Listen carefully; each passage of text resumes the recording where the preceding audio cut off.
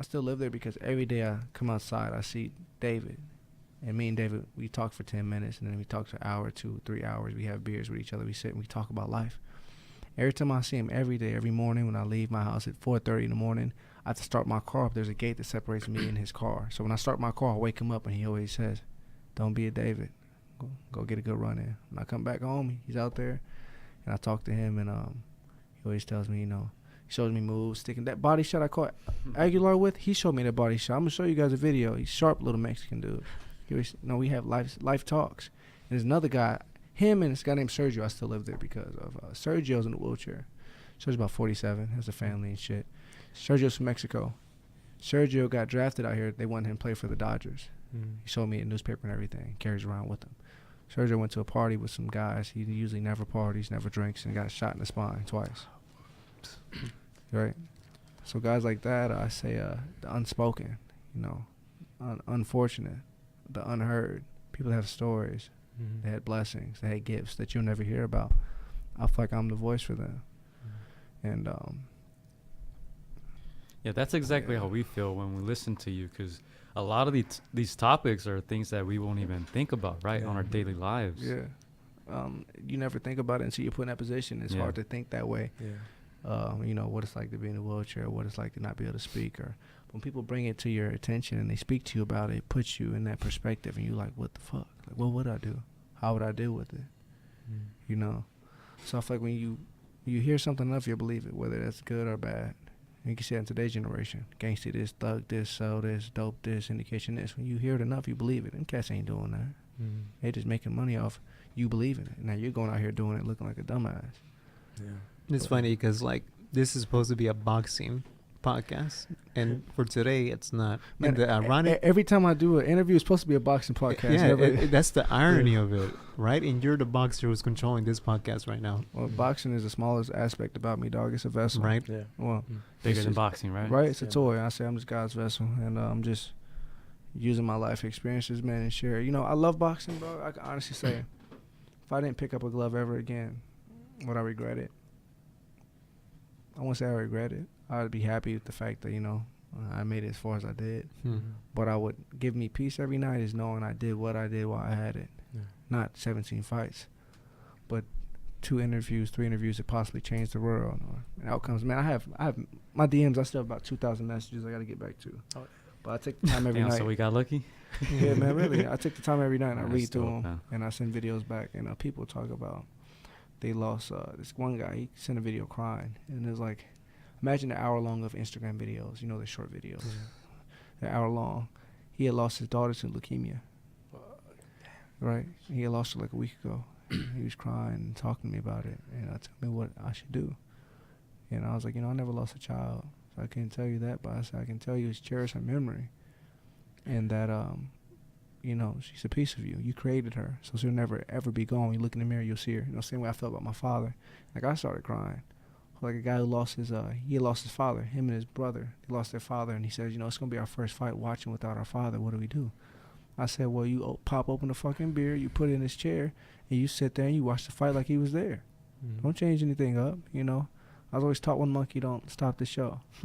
Just keep it going and just, cherish his memory. And I got people sharing their stories with me, and I'm like, wow, people really dealing with some heavy shit, way heavier than what I'm dealing with, but the fact that they're opening up to me about it. I talked about suicide, the effect it has on people. It's a domino effect. My father will never see me get married, he never see me laced up my first pair of gloves. He'll never see me get my hands raised. And I get emotional talking about every time. There's so much shit he missed out on. He didn't get to see me skate. First time I put on a pair of skates, my first low rider, my first girlfriend. When I lost my virginity, I didn't get to tell him any of this shit. So people are calling me, telling me, man, I really want to kill myself, and all I could think about was my child. What are they going to do without me? And I tell people that, suicide is a selfish decision. I'm not saying what you feel isn't real. But when you kill yourself, you don't kill just yourself. You kill your family. You kill a piece of them. My mother would never be the same because of losing my brother and my father. Which, that's a whole other story. But just the fact is I'm doing what I'm doing. This is real drastic, but, you won't believe it, but I believe it. If I was to pass away today, God forbid that, I know I did exactly what the fuck I was supposed to do while I was here. And I lived my life to the fullest. No regrets. I'm not talking about regrets as in fun and bullshit. I mean, if anybody's listening to this show, teenagers and girls, hey, dog, girls and pussy come and go. Girls, dudes come and go. Money come and go. But life, treasuring friendships, family moments, laughs, and good times and bad times. I lived a whole fucking lot of life. And if shit was the end of the day, I'd be really happy with the life that I lived, because I lived it to the best. Even if it was ugly at times, it was bumpy, it was a storm, I still lived. And I challenge people to live the same way. Bro, hey, nut up or shut up. Live your life. And live it like nobody else is going to fucking live it, because only you can live it. And don't give a damn if people judge you, look at you this way. It's your life to live. You only get one of them. That's the last thing I'll say before we go. So I said my father, he committed suicide. And he left me a letter.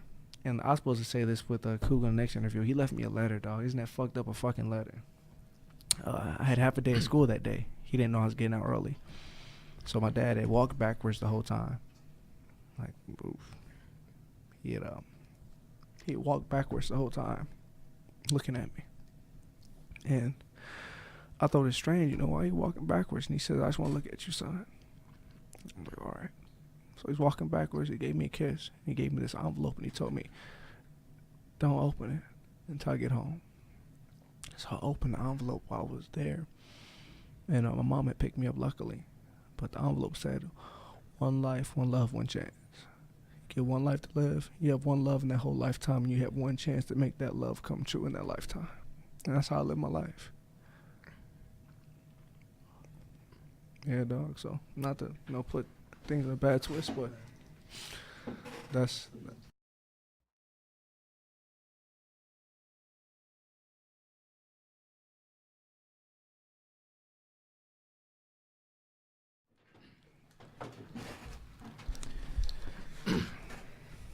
I knew coming into this show yesterday I was going to be emotional, and I'll be honest with you. I'll be straight up with you.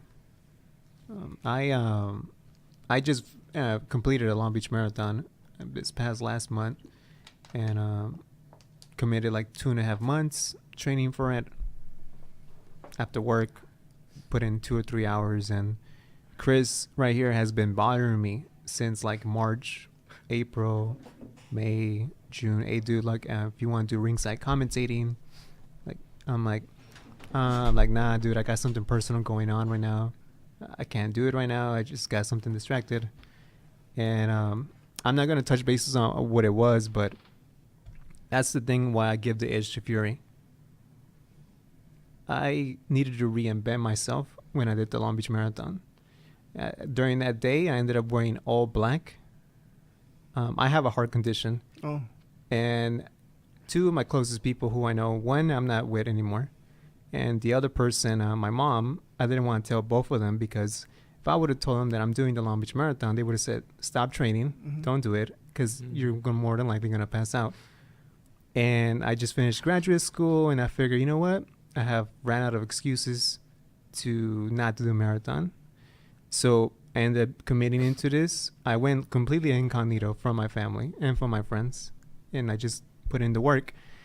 And the thing is, the number 18 to me is never going to be the same anymore, just because that is when I pulled all my calf muscles, neck strain, and my mind just started like confessing at the fact that you're going to quit right now. This is it. And my heart started beating more irregularly.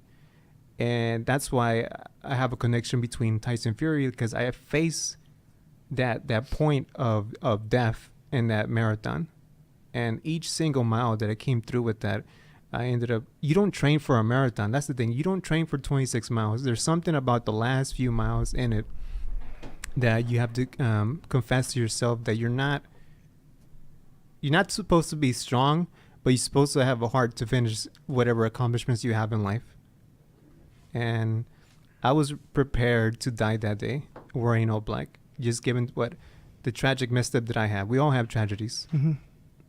And that's why I couldn't do it, Chris. I needed to take some time, focus on myself, and get my shit straight. And it was difficult coming after that finish line because I started crying, and I knew what I just accomplished. And I was a broken man before I got into the marathon. It's okay, man. You can let it out.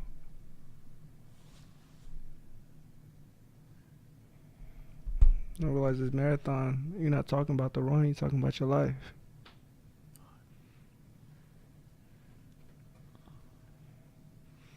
Yeah, so when I saw your interview 2 weeks ago, I was like, oh shit. Yeah. It's not even about boxing anymore. We covered this sport, and that's not about it anymore. It's the people who do the sport that they're throwing their lives at the same time. Yeah. If you train boxing, just do it for the fun of it. You understand something about yourself that we don't see. There's something in, like that dog in you. Yeah. That's something that you're trying to release. You know what it really is? Most boxers, they don't have the heart to say it, but we want to be like you. We box because a lot of boxers can't fight the fight called life. The real fighters, people that die, soldiers, teachers, mailmen, single parent mom, single parent dad, dope fiend, alcoholic. Right. The real fight in life. We can't do it. Anybody can hide behind some gloves and hop in a ring and say, yay me. Take an L and a W in the ring, but keep taking in life. That's why a lot of fighters, when they stop boxing, they never bounce back. When they had that first L in life, we never come back from it. Because we tried to stay away from it our whole entire lives. So we really want to be, I say, like you, be able to open up and share it. But they won't do that. Because what? We rather, hide behind a tough persona and be in the limelight and show you this persona. Well, really, we're just like you, but we're not tough enough to be vulnerable and open up. Right. I appreciate you for sharing that with me, dog. I really appreciate it. Damn, but I want to thank you for coming on and wearing your heart on your sleeve the way you do. Yeah, for me, my dad used to fight as an amateur amateur. And I remember he would try to, he would want me to do the same, and I was just so scared, man. It was a scary sport. It's cool, man. It's one thing to be scared and be nervous. That's where courage comes in. I'm always nervous. I'm nervous because boxing, there's no telling what the fuck could happen. The outcome is so crazy. Being scared, it means you never overcome your fears, and it stops right there. And I could tell, man, him, wherever the fuck he was dealing with, he was scared. He was really scared. I can tell he was scared, whether it's what will happen, how people view you, wherever the case was. But I don't. But courage, man. After the marathon, I don't give a shit about death anymore. Absolutely. That's why he's gonna live his life to the fullest. People that live their life to the fucking fullest, dog. When you lose everything, you're not afraid to lose it again. And you realize the shit that you lost, it doesn't matter. Only thing you care about is life in general. Don't care about cars, clothes, money. You know what? From the dust we come, the dust we return. So fuck it. I'm gonna go anyways. I'm gonna live my best life while I can. You feel me? Yeah. It's deep. People don't like to deal with it, but I mean, when you get to a point where you're like, I don't care if death comes today or tomorrow. Not no fuck it, like I want to kill myself point, but you're like, you know what? I'm gonna die eventually. So since that's the case, I'm gonna live my life to the fullest. Yeah, I'm gonna be following you as long as I do this. And I think it's gonna be a pleasure watching you, because it's not that you're gonna be influencing my life, but you're gonna be influencing the world, whoever's watching you and listening to you. So it's been a hell of a pleasure.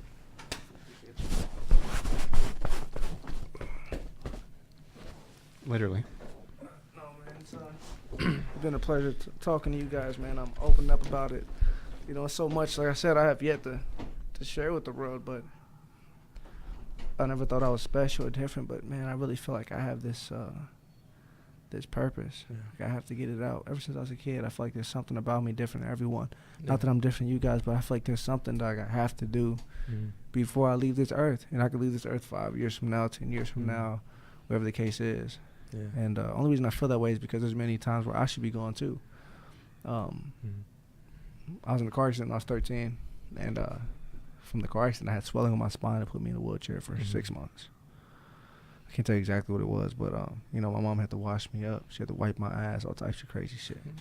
So just to come back from that, you know, I felt like, man, it's a quote in the Bible. It says, you know, 10,000 may fall to my left and 10,000 may fall to my right, but I'm still here. Right. You know, no weapon formed against me shall prosper. There's so many reasons why I shouldn't be here, but the fact that I am, dog, like, I got shit I got to do, and I got to take care of it, you know. And I found out what I'm put here to do.